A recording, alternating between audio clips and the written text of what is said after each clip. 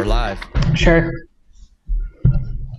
Hey, folks. Long time no see, no talk, no hangout. It's been a while. It's been what has it been, Tana? Like a month? Almost. Yeah. So sorry about that, folks. It's been quite a while. It's been like almost a month, and just due to some schedule conflicts for Tana and I, some health stuff, and then again health stuff tonight for Dave. So Dave messaged us a little bit before the show and said he wasn't able to make it, that he's sick. I think he said he thinks he might have COVID. So Tana, the world is our oyster, which is always, where's that come from? That's such a weird term. I don't know, but it doesn't sound appealing to me. You're looking up what is it? I always get it confused between etymology and entomology. One is study of ants and one is the origin of words. Well, entomology is any bug, not just ants. It's not entomology. Well, I don't care about other bugs, just ants. Etymology is like words. Where did that come from? First appeared in Shakespeare's play, The Merry Wives of Windsor. Figures that fucker, Shakespeare. That makes complete sense.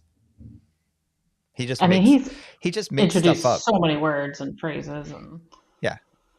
I'm pretty sure he just like. But why? Does it give any indication of what that would have meant to like that audience? That it would. Well, I just closed the tab, but the line was something like, "The world is mine oyster, and with a sword I shall open it." Like, that's gotta be a big oyster.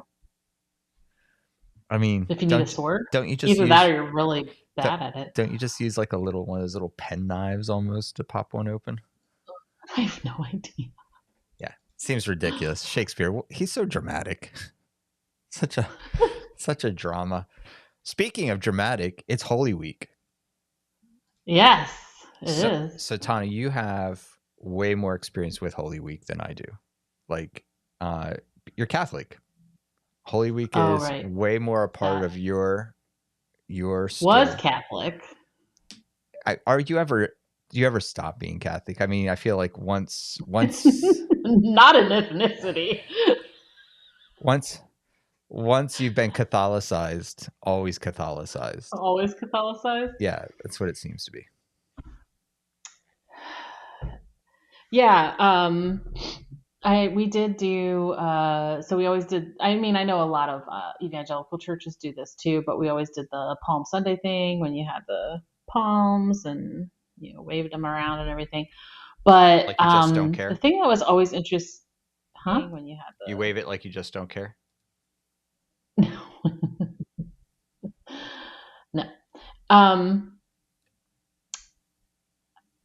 You made me lose my train of thought. I'm sorry. You wave palm branches. The thing that was always interesting to me, and I think I talked about this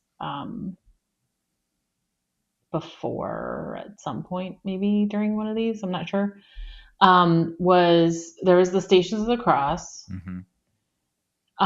But then we also did this thing, I think it must have been on Good Friday. It must have been the Good Friday service, where we were the crowd, like the people attending church were the crowd, and then like the priests played different roles.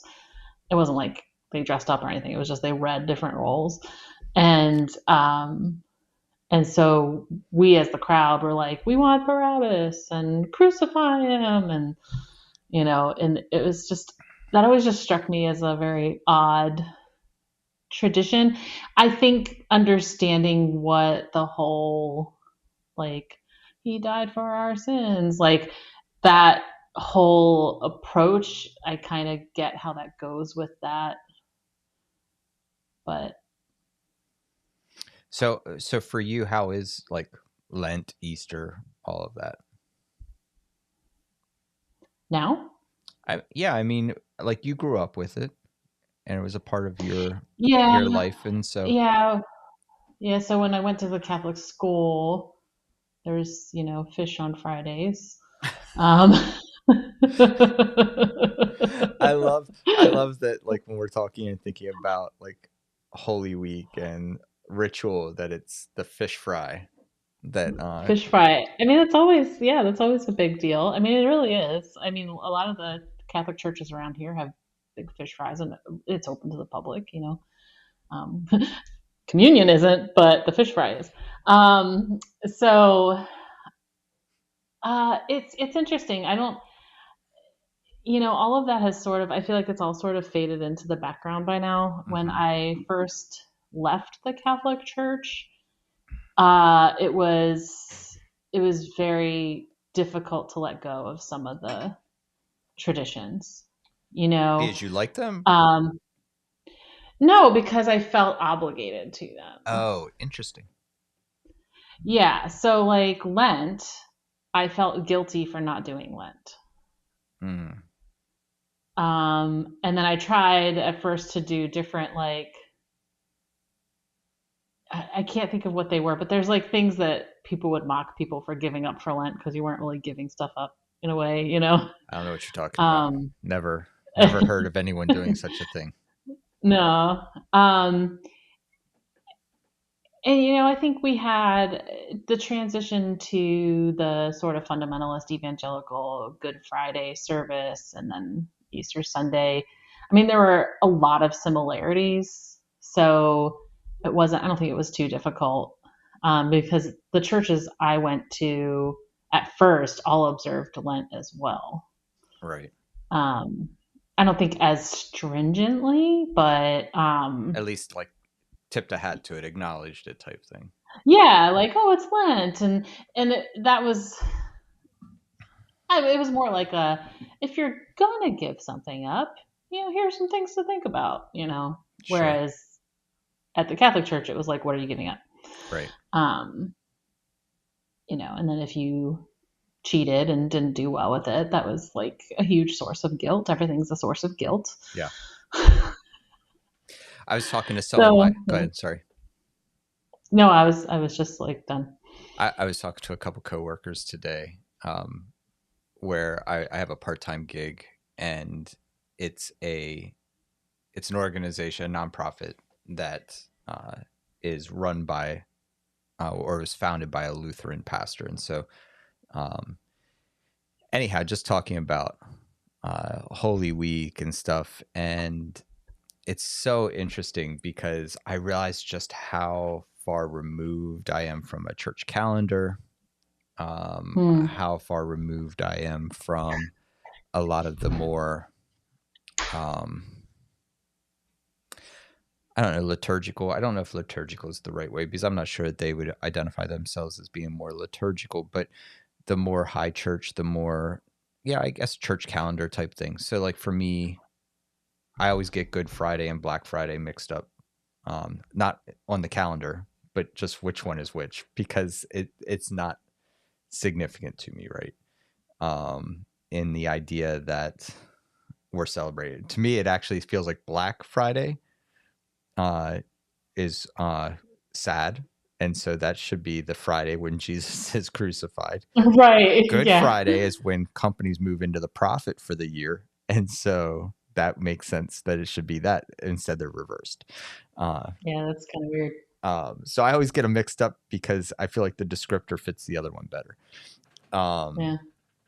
but it's interesting to me, and I feel similarly with like Advent and some other things where there's like the church has built in these anticipatory periods of time where where folks are like, whether it be Lent or it's Advent, and it's anticipating what's going to happen at this event or at this moment, and it just doesn't connect with me. And that's not something new due to deconstruction, right? That's something that's just always been a disconnect for me personally. Yeah.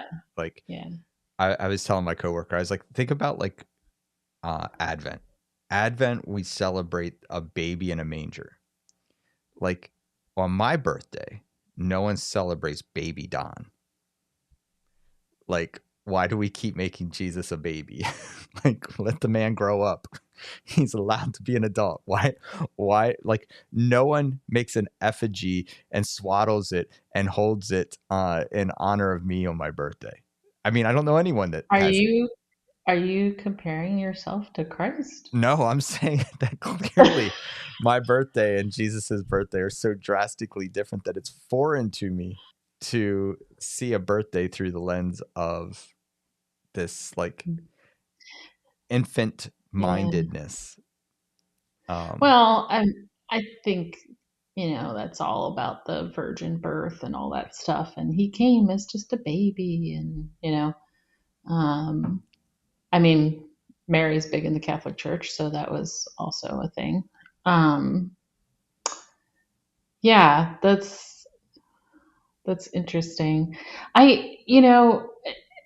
As you were talking, I was thinking about how I wasn't paying attention to anything you were saying. I was just thinking about the next thing I was going to say. That's fair. And um, I was thinking about how, like, I went from these Catholic traditions, and then there were some new kind of fundamentalist evangelical traditions. They didn't feel as like, I mean, I guess liturgical is kind of what you're saying. Like, it didn't feel as like, I don't know how to say it. They usually were like more particular to that church rather than I see. a whole denomination. You know what I mean? Um, and then I kind of started letting those things go. And then that's when we started talking about like the Hebrew roots of our faith. And so, like, around Easter time, if it was falling around the same ish time, we would instead talk about Passover. Yeah. Um, I mean, Passover begins Wednesday. oh, it does. I was wondering how it fell this year. And so then we sort of moved from those other traditions to these more like the Jewish festivals and things like that. And those were more meaningful to me. Um, and I don't know, I would probably have to sit down to think about why. And then we eventually got to a point where somebody somewhere along the line was like, I really wish Christians would stop appropriating Judaism. And I was like, dang, okay. And I had like a big struggle with that because I'm like, well, it's the same faith. I mean, not the same, the way Yeah. it's, sorry, go ahead. No, I was just going to say, I think from certain sects of modern Judaism, they view fundamentalist Christianity as the true depiction of Christianity and therefore reject it as having anything to do with Judaism.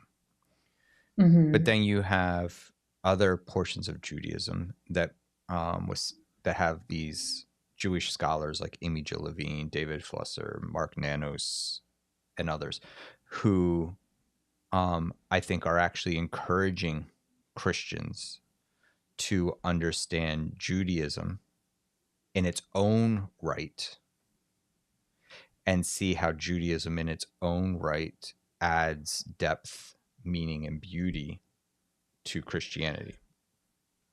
And I think the danger sometimes when we talk about Hebrew roots or we talk about these things, I think when churches doing Seders, where the point of the Seder is Jesus, is appropriation, right? Right. Yeah. Okay. Mm-hmm. Doing Sukkot, and the point of Sukkot is Jesus, or doing that's when I think that's when there's a lot of danger, right? And I think early on, when people are introduced to a lot of these really amazing pieces of imagery that exist within Judaism, that the New Testament writers were clearly trying to write into the story of Jesus in very meaningful and powerful ways, like Passover and the crucifixion, etc. Paul using the imagery of the Pesach lamb, the Passover lamb, and talking about that. Those are beautiful and meaningful to Christians. But the moment we say, well, then the whole point of Passover was to point to Jesus on the cross, then that's where we have appropriated it and caused harm, because that's Yeah. implying that if you currently have a Seder, you currently are Jewish with no Christian inklings, then you're not celebrating the full Passover. The full Passover doesn't happen until you include Jesus, or the full celebration of Yom Kippur or Sukkot or any of these. And I think that's where some Hebrew root stuff gets gross, is where it implies Mm, that and I don't know that it ever really I'm sure somewhere it explicitly declares that, but it implicitly does. And then unfortunately the people that see it find some beauty in it, then they explicitly state it. yeah. Yeah. Um, so Yeah. I do think there is a lot of beauty in these traditions, though. which ones I think there's are you talking about? Lent? What are you talking about? any of them, actually, any religious traditions. Like, I think some people who either inside or outside the church have been damaged by the church in some way. Sometimes they'll be like, these rituals are stupid and blah blah blah. And I think that some of them can be harmful, depending on how the church is executing them, what kind of obligation they I put don't think you on should use the term people. church executing things at Easter, just so you know. I don't think That's a fair point. I don't think that's Um, like how they carry out these traditions. It can be damaging and harmful to people, and can feel very people can feel very much crushed by the obligation, right? But there are other people who find beauty and joy in those things. And so I never want to be like, that's not something you should do. sure. Like maybe a way something is handled, I might be like, that feels weird. But like to be like, oh, people, you know, wanting to wave palms and reenact a joyful entry, because they want to do like, I don't Right. know. I don't want to mock anybody for, because No, of course. I know there's people who would probably mock, or maybe not mock, but look down or something. People who On the do fact that our a Christmas tree Seder. is still up. Well, yeah, that's actually deserving of mockery. But like a Passover Seder, they might think it's like dumb or whatever. But some of my favorite memories are from us doing those Seders with either friends and family or with our faith community, and there Yeah. was so much beauty in that, because I think especially because it was so connected to um, all the bits of the scripture of the Exodus, and it was like, this is what this symbol, like this is why we're doing this, this is why we're doing that. It was so laid out instead of just a rote Yeah, thing. I do feel when I think about the Jewish festivals that to me they have a more they make more sense in my analytical brain. So I think one of the things that's really Yeah. important to mention here is that no one will ever confuse me with a mystic. I'm not mystical. I'm not what's so funny about that? I mean, it's true. You're not like the uber spiritual Yes. kind of prayerful, Right. like, oh, God is moving. Like, Hope yeah. 2001 says, "Hi, one time evangelical here, finding my way to a deeper faith. I'm curious what denomination do people here identify with if you've left a more conservative one." So, Hope, I was a pastor in the Evangelical Covenant Church. which is, I don't think they consider themselves conservative, but I would argue they are. I would have my credentials removed because of my perspective on including all LGBTQ plus people in all aspects of faith. And so we were no longer welcomed in that space. And then Hope followed up with another question here. And how do you get over the idea of being too liberal? It's something I heard a lot about different churches and different people growing up. You are not interrupting us. In fact, we unfortunately got delayed for a month from our last live stream. And so Tana and I have just been kind of sitting here talking back and forth from two different floors. So we could have just done this in our house. So we're so happy you're here, Hope. I don't know. To me, I don't mind. Tana, what about you? I don't mind if someone calls me too liberal. I don't care. What are your thoughts? Okay, so I have kind of a layered response to that. And I agree also about the interruption. I mean, we usually just get on here and kind of talk amongst ourselves until people have questions. So it's not interrupting. It's like the purpose of us being here. Not at all. Yeah. So my initial reaction is to say, I don't care. Like, I don't care if someone thinks of me as being too liberal. I disagree with the assessment at times. Like what it is that Because, makes them think that? right, because sometimes it's just, oh, I want equal human rights for everyone. And they're like, oh, you're too liberal. That shouldn't be a liberal thing. And I believe that you're kind of the person who asked this question is probably saying like liberal and conservative, like in terms of political terms, right? Like, whereas That's how I read I it. Yeah. think Don, if he were talking, might talk about liberal and conservatism in theological terms, which is like a different kind of conversation. So I'm answering it like the political terms. And I was just thinking about this the other day because lots of us on the more Christian left would argue that Jesus was more liberal by how people mean it today. Like, Jesus would have been like a social justice warrior, and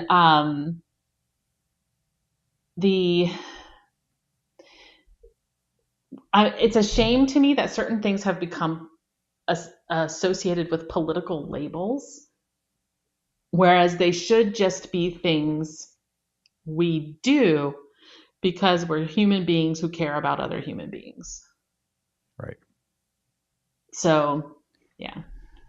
Yeah, and to Tana's point about the liberal versus conservative, I love that you said in the first comment, you said finding my way to a deeper faith. So, for me, my faith has deepened leaving evangelical conservative Christendom because the irony to me is that I have found that evangelical or conservative Christians oftentimes do not take the Bible seriously enough.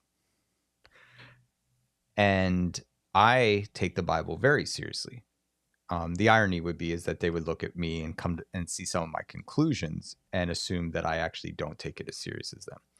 The difference is that they take what they've read of the Bible, which is typically Paul and a handful of spots from the Hebrew Bible and a little bit of Jesus, and they take whatever is stated as literal. For me, I believe that we need to understand the culture, the context, the history, and everything of the setting. So what would the original people have heard? And I think that with that, my study of the text has deepened my faith exponentially in the sense that I find it to be a way more compelling. I find the Bible to be way more compelling than what it was when it was handed to me in a more politically conservative church. But I would say that I'm curious, Hope, and if you're still around and you want to continue asking some questions, how do you feel about being called too liberal? Like, is that hard for you? Do you identify as a more conservative political person, and so being called too liberal is hurtful in that way? Because I could understand that happening as well, where that'd suck if you hold them if you hold that perspective. So when churches say we're open to questions or to all sorts of belief, I love that, but I also have a knee-jerk reaction Mm. of fear. How do I know if this is good for my faith? So I think the main thing I'd say about that is I don't think God plays hide and seek with us. I mean, God's not a jerk. And so if you're asking questions and you're wrestling with ideas, even if those ideas take you away from where the path that you had started on, in some way we have to imagine that God is like, well, screw that person, they're lost, and just let you go.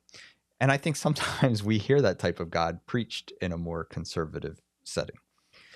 But I just don't see that in the text. In fact, God, when Israel messes up so bad and is sent into exile, one of the most powerful pictures is that God leaves God's own home, the temple or the tabernacle, and goes with them into exile.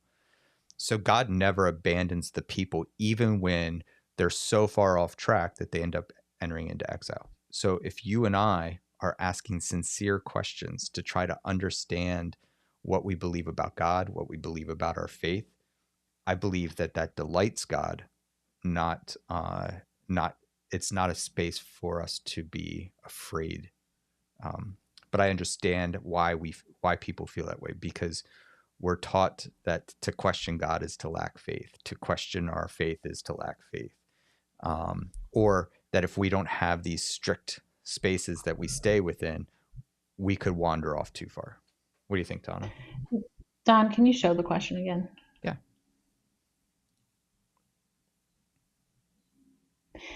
I wasn't sure if hope meant a knee jerk reaction of fear. How do I know if this is good for my faith? I mean, I think I read that the way you answered it mostly, but at first I was wondering if it was a fear of the reaction of others in the church about us. Like, do they actually mean I can ask questions? I see. Yeah, so I wasn't sure, but Yeah, and Hope, if you want to clarify in case we didn't answer it the way you intended it. I think there's also a yeah, way to read this that it's like the church itself makes her nervous, right? Or yeah, yeah, that's I shouldn't what say I was her. I getting don't know at. if it's a her. Um, so yeah. I understand that fear. So as I was discussing, I'm not really concerned.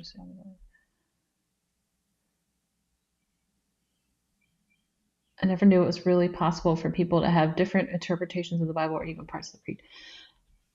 So Yeah. there's a great saying amongst ancient sages, Hope, that says there is 100,000 Israelites, therefore there's 100,000 interpretations of the Bible, and that wasn't viewed Right. as a bad Yeah. thing. That was actually a celebration, right?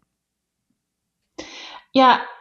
So that touches on an interesting thing for me because, as I was saying earlier, I grew up Catholic. And so I was kind of taught that Catholicism was the only thing, Um, uh, other people were, I think, Episcopalians were seen as like Catholic light, and and they just weren't like rigorous enough about their faith, and like Lutherans got a whole bunch of stuff wrong, and like there was always like all these different, Pentecostals are just weird, like all these things about the different denominations, and Catholicism was the only thing, and so that was something I had to get over too. When I left the Catholic Church and went to another church of like, especially since my grandfather was not happy about it and was like, "You're sinning by not going, to the Yeah. Catholic Church and by going to this other church." And it's kind of funny because I also had this thing about questioning God. I remember specifically being at the Catholic Church, and I was like,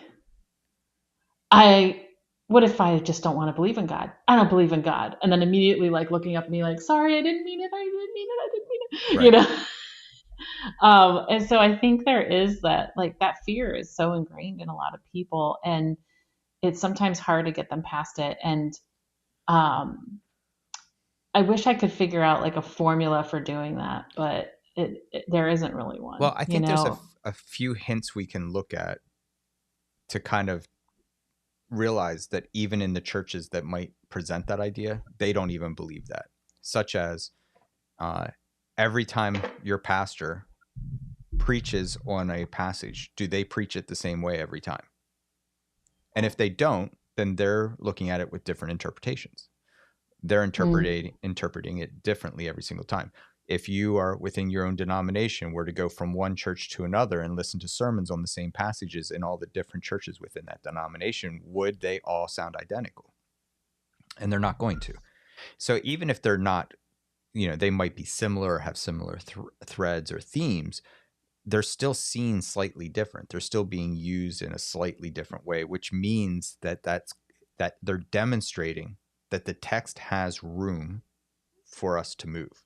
And I think really what at mm, the end of the day, the major debate that happens is churches are fighting about how much boundary space do you have?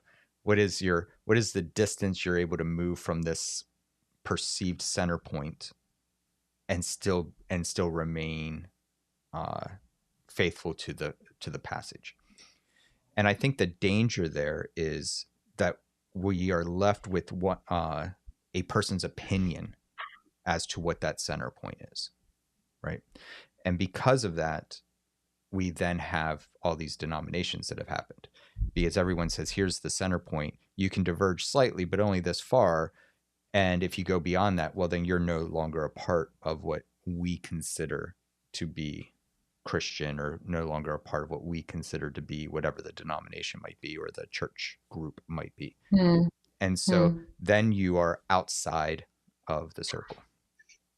Um, Yeah. but if we think about just even if if you and I, Tana, and any of the viewers or listeners, if we were to witness a robbery, and Hmm. then we were each individually interviewed by the police. We're eyewitnesses. We saw it in person. And I would be willing to bet that we would all interpret the scene differently. We all would have noticed things about the scene that other people didn't. We would have picked up on things or perceived there to be certain things, behaviors, ideas that were happening that the other folks didn't. And because of that, we were eyewitnesses. We all saw the exact same thing. But even in that setting, we interpreted what happened different. And for us to imagine that people 2,000 years after the fact, at the least, are reading a passage and are viewing it differently than someone else, well, of course they are. I mean, of course. I mean, just sit down with some friends and watch a TV show or a movie, and then afterwards talk about what you saw, and you're going to find that you as a group have seen something different in the movie. Does that mean that what you saw was not true? Does that mean what you experienced from that movie is inaccurate? No, it's just that Mm, based on all the lenses you've gathered for yourself over the years of living, that you are looking through those lenses while you're experiencing something else. And those lenses impact the way you see and experience what's in front of you. And I would argue God would celebrate that, not be afraid of that.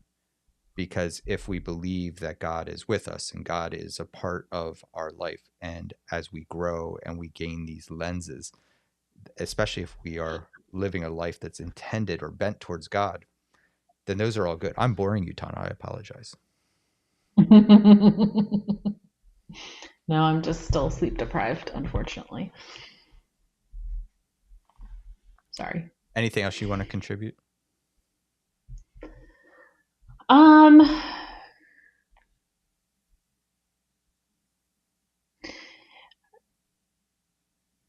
just if Hope is still watching, um, just want to encourage that person to ask all the questions. Yep. Um, And this is a great place for you to and do it even. yeah, actually, yeah, because we've been through it. And I would say it is a little scary at first. It's a little unmooring. Like you're just all of a sudden, it feels like anything's up for grabs. Right. You know, If this isn't true, uh, then nothing's true type thing. right? Yeah, and so it's kind of like even if the faith that you the rules, I guess, more so, and the dogma of what you were brought up with or what you currently believe or whatever are harmful, they're at least like something that you've been living by, right? And they're knowable, and it's like that's it. That's like it's solid. You understand it, or at least you think you understand it if you're like me. Um, and then it's asking all these questions. It's both freeing and like terrifying because you can finally ask all the questions that you've been shoving down. That you're like, I can't question this because you're not supposed to question this. But then all of a sudden the things that you thought were like solid and true are possibly not solid and true. So, um, yeah. Yeah, I think it can be a very disconcerting time. I think that it can also be the moment that you experience things in a much, as you said earlier, Hope, a much deeper level, right? Yeah. Because sometimes the desire to stand on solid ground means that we never move out of the shallow end, right? Because having our feet um, planted firmly on solid ground means we never swim in the deep. And so we miss out on some of the beauty of what comes with the depths.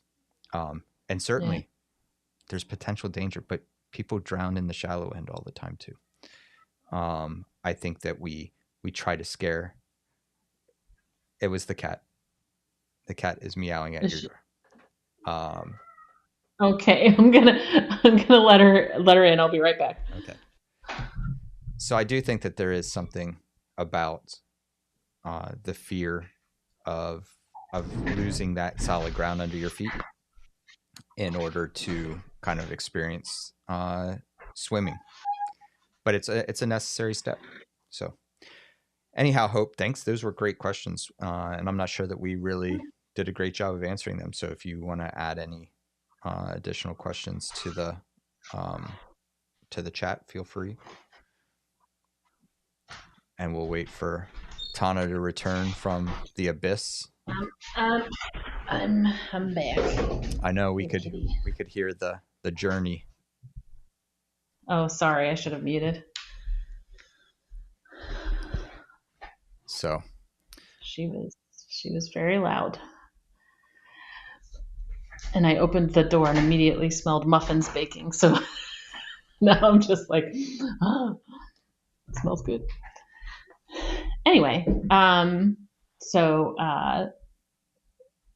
interrupt again, Hope, if you would like.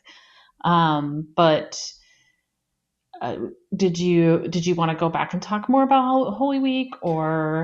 I mean, we can. For me, I didn't mean to get bagged. I didn't mean to get bogged down in Lent or even Advent. It was more so like this weekend's Easter, Yeah. and I kind of don't care. Yeah. And I think that makes me feel like a bad Christian slash Sure. bad, or even worse, bad pastor, right? Right. Yeah. But this isn't new Because you're this not doing something special for Easter. right. But this isn't new this year. I mean, this is something I've expressed for probably the last 8 to 10 years. And I think part of it, I was telling someone earlier that the whole concept of he is risen, like I feel bad. Poor Jesus. We have to kill him and raise him from the dead every single freaking year. And he's probably like, can we stop killing me? can we just please, like, that was not a positive moment in my life. That was pretty traumatic. Can we stop reliving that every single year? Especially since we've removed it from empirical oppression and we've made it only about spiritual things.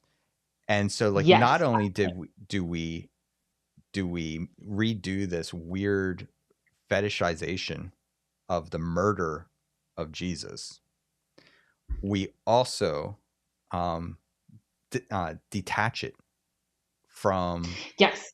like, you know, the state murdering a person of color. Like, Right. Right. And well, you know, that's all a huge area of interest and frustration for me is the criminal justice system. And it's very interesting to me because we rarely talk about the thieves that were on the crosses beside Jesus.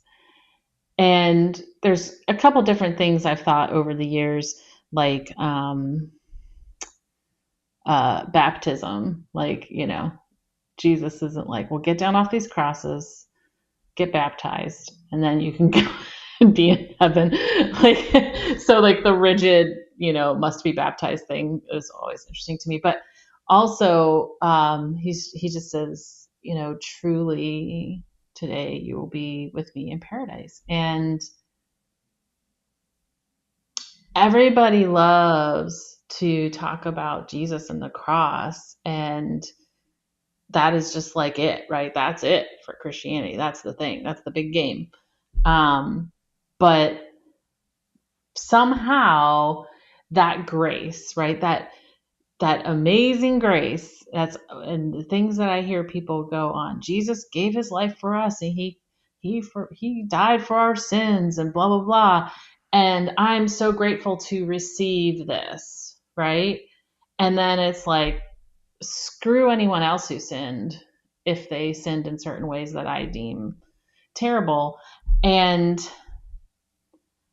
I almost wish like we could make Good Friday somehow like an activism day for uh, restorative justice. I think You we know, can. There's nothing stopping us. well, that's true. I just don't have like a big network to tap into or anything to make it a big deal, but I can rally my little cry. But you know, I've been reading a lot lately about the different things that happen behind bars and the way that prisoners are treated is horrific. John Oliver just last night did a great segment on solitary confinement. Uh, there's whole nonprofits dedicated to different aspects of like well, Worth Rises covers a bunch of stuff, but they've been really harping a lot on the fact that it costs so much to make a phone call from prison. And there's Just Detention International, which addresses prison rape and sexual abuse. And, you know, there's all kinds of organizations that are trying to change the justice system. And what I hope somebody is doing, I know Equal Justice USA does some of this stuff, but is changing the narrative. Like we need broad narrative change, and this is honestly something I think should come from the church. That somehow, if you've committed a crime, you deserve every bad thing that's coming to you. It is a narrative that is prominent in our society, and it makes it way too easy to ignore all of these injustices within the quote unquote justice system. Right. And it seems to me that if anyone was going to be against the death penalty, against unfair sentencing, against the horrific treatment of prisoners in this country, it would be Christians or religious folks in general. Yeah. But no. I even just saw someone the other day, somebody on Twitter was like pointing to a pro-life person was like, well, you say you're pro-life, but blah, blah, blah. It's talking about like the death penalty and stuff. And the person was like, pro-life just refers to abortion and being against abortion and euthanasia. That's it. That's what it means. I was like, oh, that's an interesting It's a narrow decision. view. Yeah. Yeah. I just read through the section where Jesus is on the cross and the two thieves. I think it's Mm-hmm. interesting. Jesus says about the Romans, forgive them for they know not what they do. Mm-hmm. Doesn't say anything to them about paradise. Mm-hmm. But doesn't ask God for forgiveness for the thieves, but says that they'll be in paradise. Hmm. And I wonder if there's room to read this in the manner that basically is like, they didn't need forgiven. Mm. They were a product of a system that put them there. Mm. And interesting to me is that when he says, Father, forgive them for they know not what they do, it's right after it's mentioned that he's hung between two other people. Yeah. And it almost feels like he's not just asking God to forgive the people for what they're doing to him, but also for what they're doing to these other two men. And I don't know. It's interesting to me. Yeah. I'd want to wrestle with that some more. But I think it's interesting that Jesus never asked God to forgive the men. Like God asked God to forgive the Romans. Yeah. So the Romans are wrong. They're messing up. God forgive them because they don't know what they're doing. But these two men who are But also see, convicted and being killed, they don't need forgiveness. They're here wrongly. right. Like, so I mean the one thief they have, Luke has saying, we deserve this, but this man's innocent. But I would argue there are crimes that are committed regularly in our country that are the fault of the system, not the individual.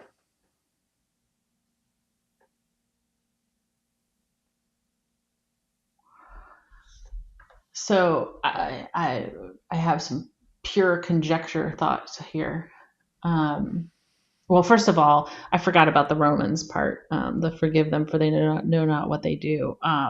That to me even speaks more to how we should behave, especially when it's like non-religious people. Like Jesus is like, well, they don't know. But part of me is wondering, like, do the thieves not need forgiveness partially because of what you said? Did they already pay for their crime even before they were put up there? Or the amount of time they were up there? Like, is it like, well, they don't need forgiveness. They have already, you know, I'm trying to,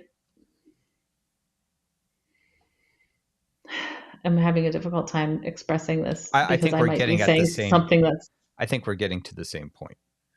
Whether you're trying to say they've already paid their penalty for what they did, and this is an overstepping of, this is police brutality, and therefore this is that, I mean, that's what yeah, I was hearing you say, or yeah, the yeah. other end of it, which is what I was saying, which is they were, Jesus, though they may have been guilty according to the law, Jesus was saying they weren't guilty in the eyes of God. Right. Right? Like, if I'm starving and my family's starving and I steal something, I might break the law and be held accountable to the Mm-hmm. law for that. But that doesn't necessarily mean that God viewed what I did as a sin, because I was preserving Right. life. I was trying to Right. preserve life. And so my argument is not much different than yours. My argument is just that they are a member of oppressed people who are under the Mm-hmm. rule of Rome, who have been abused, beaten, mistreated.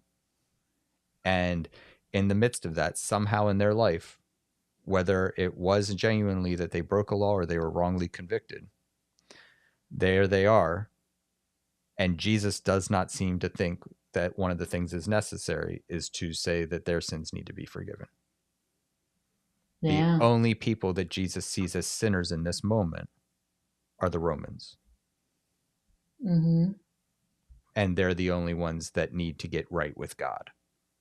Not the Mm-hmm. thieves. They're going to be with Jesus in paradise. Jesus doesn't offer the Right. same thing to the Romans. He doesn't say, and Which again, eventually you'll be with us in paradise. right. Which again is speaking out against empire. Mm-hmm. And if we want to make the parallels to what I was discussing earlier, then it's almost like, oh, forgive corrections officers and prison wardens, and for they know not what they do. You know what I mean? Like, they're the ones who are sinning, and judges who send Yeah. offenders to prisons that they have a financial stake in. Right. Yep. Sorry, I have a little bit of an axe to grind. You pull away to whatever you want to grind.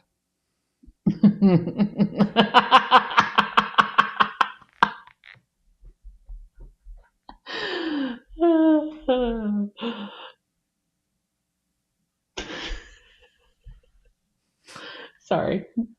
No, it was just, I was done. I was just getting a dig in on corrupt judges. That's all. I get it. And I think that that's a valid critique.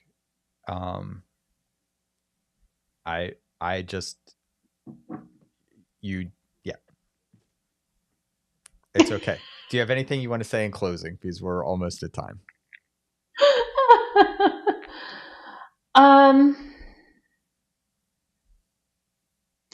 I would love to have a conversation with people.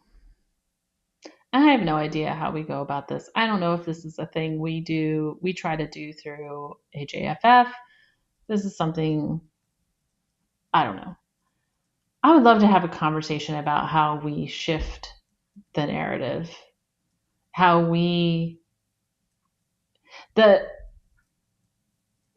I feel like the dominant narrative of Christianity in this country is that which is married to uh, the right in politics, and often a more far right kind of a thing.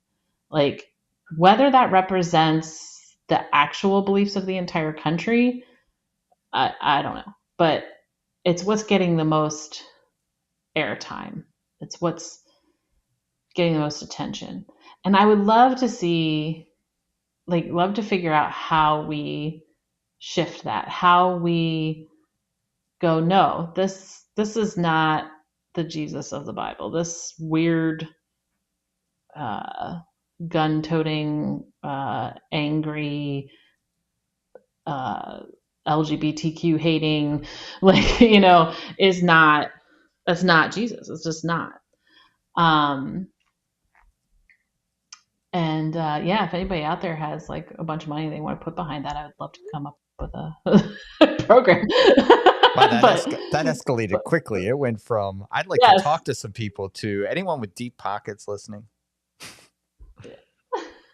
But barring that, yeah, I would, anybody who's interested in that, it would just be awesome to get like a grassroots movement going of people who want to spread what I would say is the actual gospel of Jesus, which is one of love and justice and standing up for the oppressed, and which is what we talk about all the time on this show and on our podcast. I mean, that's true. It's true, but it's like, one thing I've been pondering is just like, how do you take it further? Become syndicated. Well, you know what? In a way, and that's the thing, like, I don't have all the knowledge to put into all of this, right? Or time. Like, if we had a mouthpiece that was like way more popular, like, I don't know, you can get messages out if you have that, following or platform or whatever. And there's just so many other voices that are so negative and hateful that We need more that are platformed in the same way to counter that. And I don't mean counter in the way that like the Young Turks would counter Ben Shapiro or something like that. I mean counter like with like an overwhelming display of love. I don't know how to explain what I'm saying. It sounds weird when I'm trying to explain it, but Well, I hope we figure it out. yeah. All right. Well, folks, I appreciate you being with us tonight. If you have any ideas for us to do and fulfill those things that Tana was discussing, let us know. Give us your ideas, and yeah, let's be about the change, not just talking about it. So let's actually put this Yeah. into action. So thanks again for being here. We'll see you next Monday night. Dave should be back with us, and we'll do an open Q&A, and we can all discuss some of our traumatic experiences with church on Easter Sunday if you want, or thankfully be glad that, I mean, is it a given that Jesus raises every year, or is it always kind of like a little bit in question? Like, is it up in the You have, air? to, you have to perform the correct ritual. Okay. So we'll be back here next Monday. Hopefully Jesus has risen once again. And we'll see you then. Thanks, guys.